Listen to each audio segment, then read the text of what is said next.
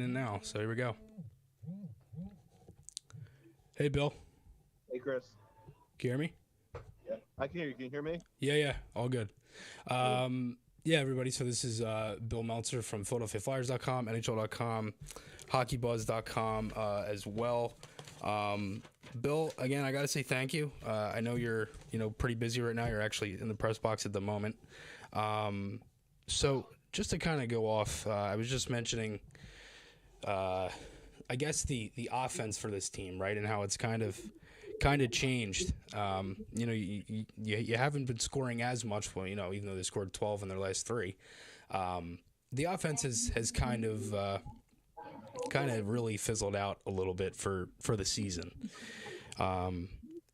And I think the one thing that I've been thinking of, and one of the main topics that I kind of started the show off today was just how meaningful these games are, right? I mean, you got 13 games left. There'll be 12 after tonight against Florida. How meaningful are these games, and what are some of the things that you, as a guy who's covered this team for a long time, that try to kind of pick out? Well, I think that obviously wins and losses stopped mattering a while ago. But to me, I think you want to see the team compete, be in games. And above all else, you want to see young players take advantage of the opportunity they have for some extended ice time. And that was, as much of a gut punch as the Carolina game was, the way it ended. Yeah. One positive thing you could take from that is it was the young guys that really carried the mail for the team that game. So, I mean, if that can happen with some regularity down the stretch, whether you win games or lose games, I think that's the number one thing that I think to look for. For sure. I mean, especially too, right? Because you have, and this kind of goes into my next question here is, again, you mentioned the young guys. Who are some of those young guys that you've kind of been impressed with up until this point? Because I mean, I think for me, right, obviously Tippett is been good for most of the season. He's really been incredible for most of the year. It's been very enjoyable to watch, to kind of see his progression. And I think for the end of the season, right, you're trying to see more from those type of guys, right? I mean, obviously Tippett, Frost, Cates, York, guys like Brendan Lemieux who are playing for a contract. Who are some of them young guys that you've been kind of impressed with up until this point? Well, you certainly start with Tippett. Mm-hmm. And I had it actually on Twitter today. In the 8 games in March so far, and I don't have it in front of me this second, but I think it was something like 33 scoring chances in 8 games, 33 scoring chances. Yeah. For Tippett in 8 games. Obviously, the hat trick against Buffalo. I mean, he's been outstanding. And going forward from Tippett, I think there's still every player has adjustments they still have to make. Tortorella has mentioned with Tippett about taking the puck to the net more consistently. I would add on to that when a teammate has the puck, going to the net more consistently for more tap-in kind of goals, making himself a target. I think that's an area where Tippett still has an opportunity to get better. Right. Listen, you and I talk all the time about Morgan Frost. I'm a Frost guy. You're a Frost guy. Yeah. If you go over the last 43 games, and that's over half a season now. Mm-hmm.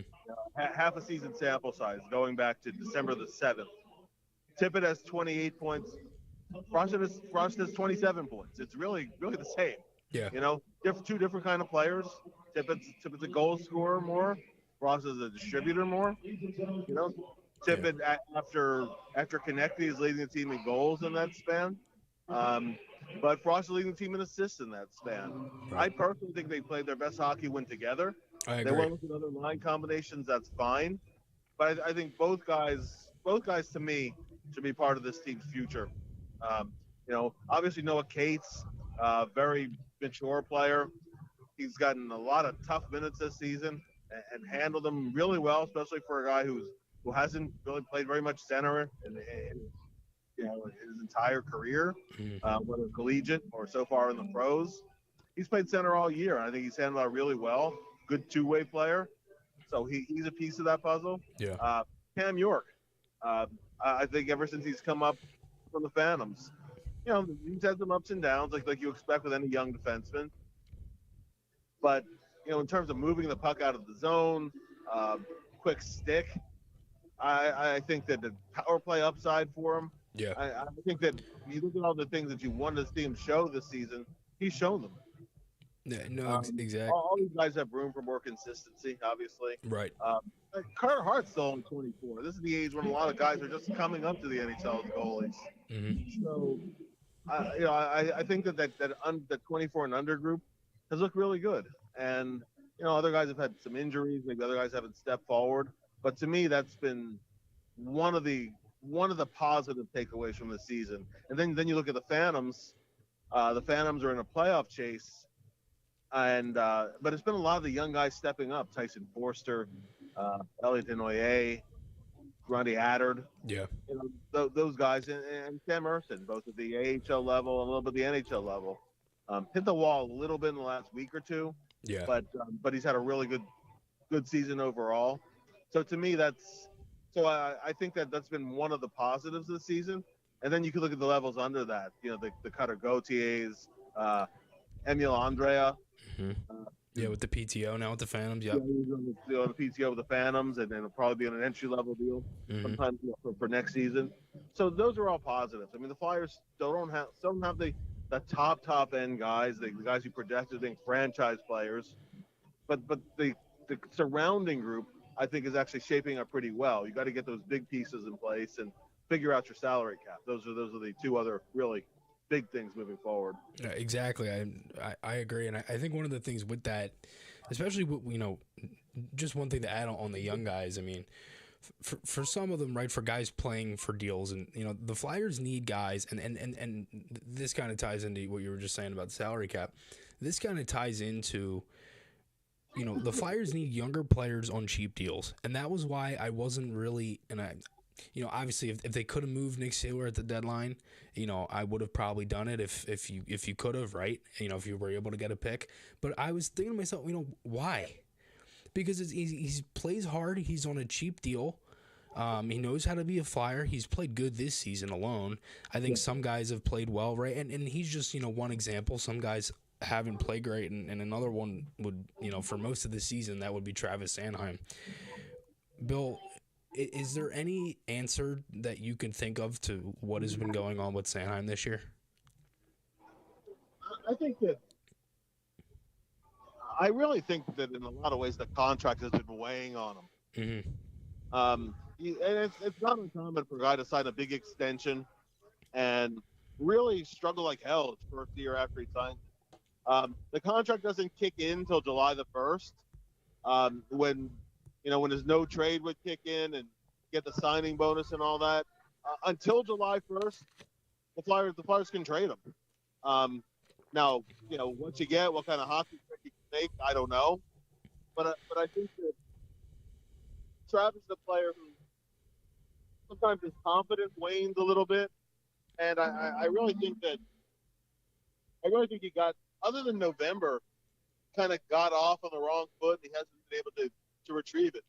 He's a better player than he's played like this year, but that's one of the two big decisions, because I think at least one of Provorov or Sanheim will go this summer. Mm-hmm. And Torts may have one opinion, the organization may have another opinion, but that's definitely a big decision. But Sanheim's year has been probably one of the biggest disappointments this season, for sure.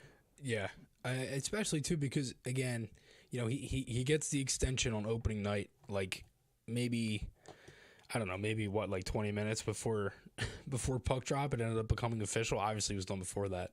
It was one of the things that you looked at. I was like, all right, well, maybe Sanheim's going to be around for a while, and everybody was kind of looking at, it was kind of flip flopped with his partner, which was Ristolainen. It was like, oh, get Risto out of here, and that was the whole talk of the town. Now it's different.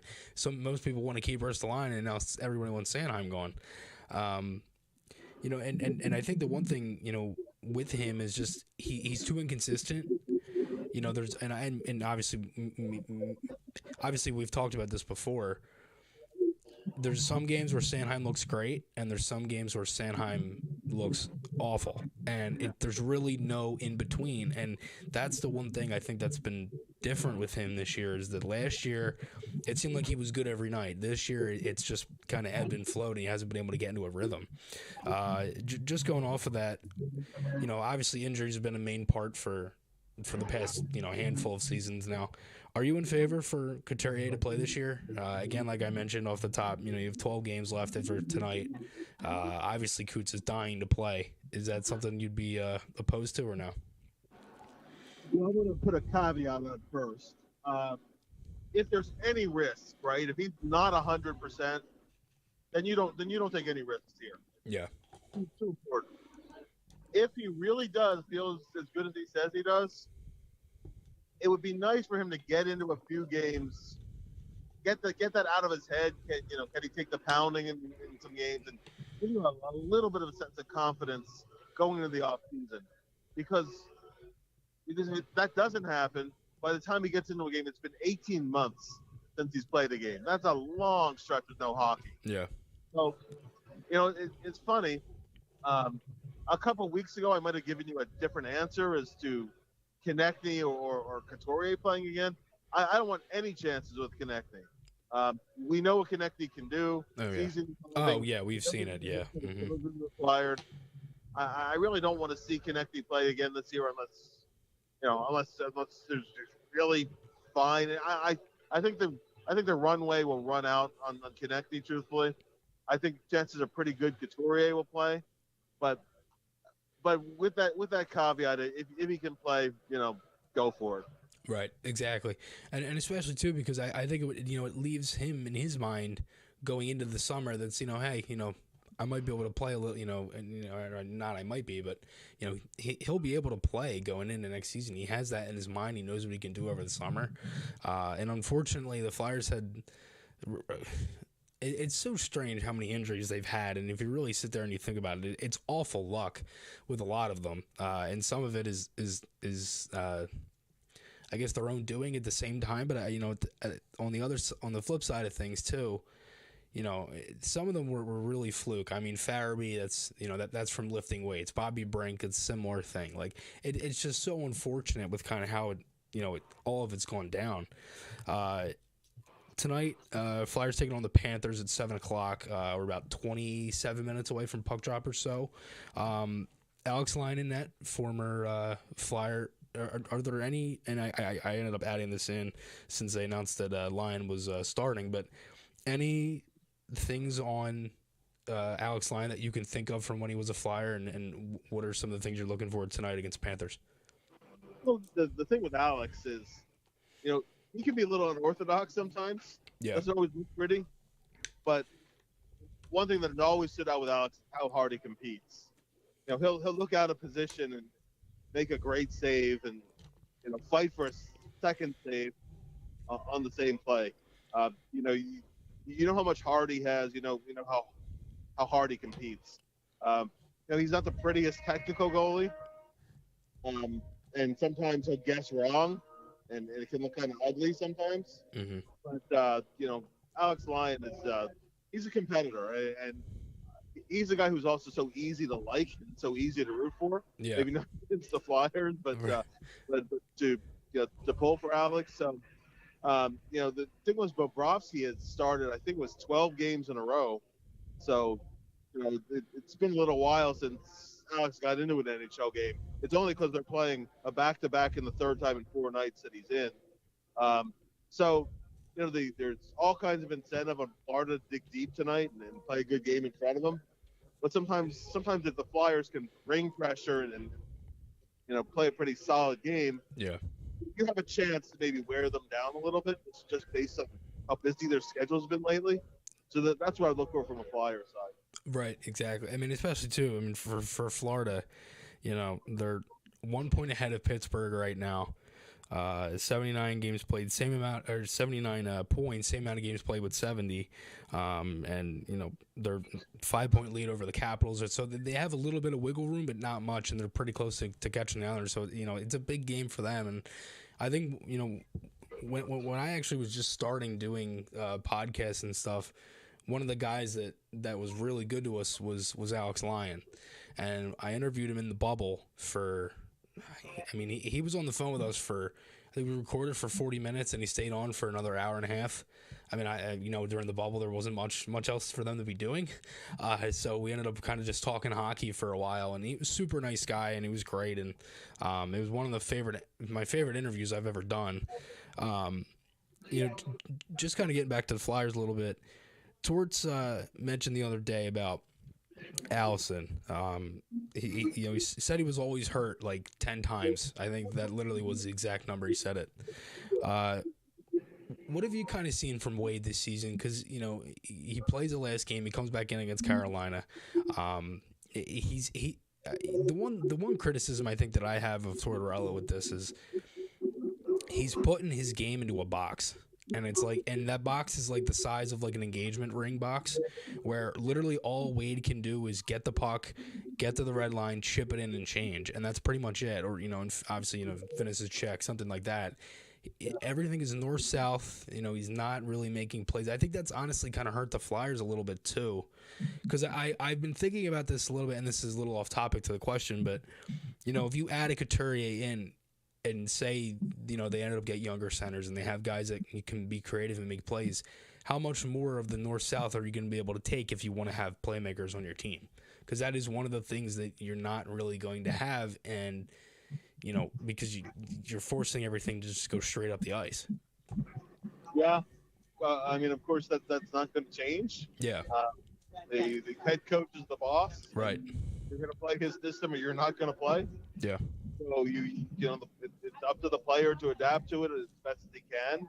I mean, the thing with Wade is I think he keeps getting to a point where he's playing pretty darn effectively, including getting some goals, and then he inevitably gets hurt again. I don't know how you avoid that.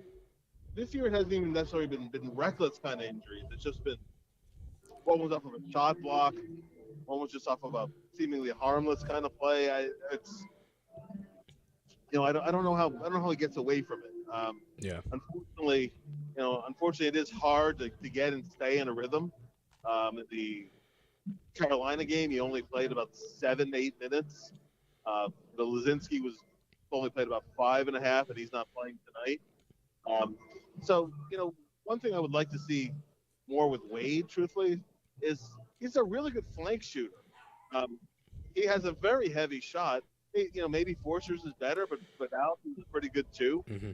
And they've never even tried him on PP2, not for more than a shift or two here and there. I think if you use Allison in sometimes a power play role, and they could they need more guys who can put the puck in the net, more guys with the grit who can win battles in front. Yeah. Especially since JVR won't be back next year, so that's one other net front option they won't have. So I would like to have seen a little longer look in that regard for Wade. Yeah. Maybe that'll be in the cards in camp, but we'll see. But I mean, truthfully, other than the injury side, I think he's developing fine. Truthfully. Yeah. No. I honestly I couldn't agree more. I think for Wade, it's just it's just he's so. And I remember talking about this. I believe it was with you in preseason that. He just every time you go into the corner, you kind of like every time he goes into the corner, when you're watching, you kind of just like wins because you're like, oh god, like don't get hurt again, and it's happened before, and unfortunately, like you mentioned, the game against I think it was Ottawa, ended up getting hurt in the corner, and I think that was back in November. I feel like for the overall. Just the way that the team has been playing, right? And I think that's kind of goes with what you're saying too. See what you have. I mean, like example, like Zamula, he comes up, he's playing tonight. You see what he can do on the power play. See what he can do on the penalty kill. I mean, obviously, Torts mentioned today that certain things can change, but in the last couple of games here, right? As I mentioned, you got 12 games left after tonight. You want to try to find everything, but Bill, I got about 60 seconds with you. Just one last question. If you had to give Morgan Frost a rating through A through F, A+, A-, A, B, whatever, what would you kind of give him? Because, he's obviously been a guy that there's a lot around him, and you know, some people want him here, some people don't. What would your assessment of him be? Honestly, I would give him somewhere between a B and a B minus. Mm. Still like to see a little more consistency out of Morgan. I think he's moving his feet better. I think he's creating.